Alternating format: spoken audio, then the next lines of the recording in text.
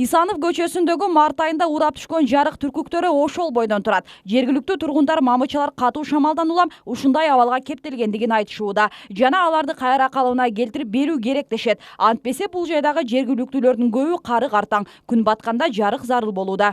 Эми ушуну 2 айдан бери бизди какшата бербестен келип туруп, эки столбону коюп берип кетсе болот эле да, туурабы? Анан саксаңда эле күндө эле антип эле анан кийин мэрдин үйүнө барып, бизге барып, ага барып жүргөнгө биздин деле убактыбыз жок да. Мисалы үчүн менин күйөөм мына инсульт. Шаар свет ош электр жарык тармактар ишканасын айтып жиберген маалыматына ылайык, ал жердеги жаран куурап калган даракты кыярда коопсуздук эрежелерин сактаган эмес. Мындан улам мамычылардын кулап түшүшүнө алып келиптир. Учурда аталган тармак капиталдык курулуш иштерин жүргүзүүдө. Андан арткан акчага мамычыларды калыбына келтирип беришет. Горсвет ишканасынын эсебинен ал мамычылар калыбына келтирилет. Ошондо качан мисалы Азыр капиталдык курулуш иштери азыр график боюнча 1 ай аралыгында жүрөт, биздин маалымат боюнча. Ошол 1 ай аралыгында капиталдык курулуштар бүткөндөн кийин, андан кийин ал жерге мындай мүмкүнчүлүк болот.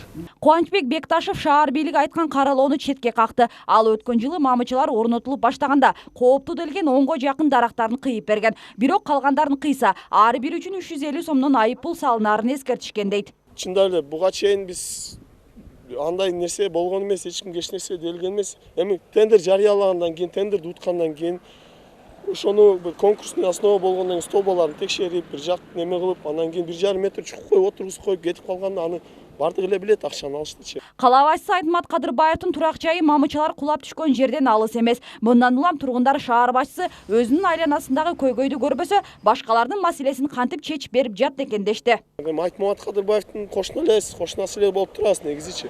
Анан бир көчөдөбүз, бир суу ичебиз, бир абасын дем алып, бир эле күн көрөбүз. Анан негедир анын үйүнө чейин жарык бардыгы. Дворниктер анын үйүнө чейин келишип турат. Айтмат ака эртең выбор болот экен, ошо выборго жараша барып эле секин сурансак кылып берет да дейт. Эмнесе биз Айтматтан барып сурайбыз. Айтмат ошо милдетти алган. Мен шаарды караймын, көрктөндүрөмүн, кыламын, элдин пайдасына иштейм. Биз барып чөгөлөп сураганда ал ким?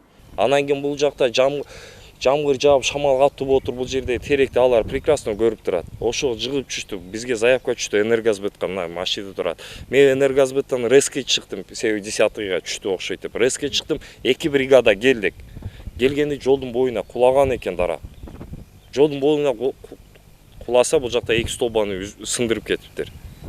Бул биздин күнөө эмес да. Бул табигый кырсык болуп атат.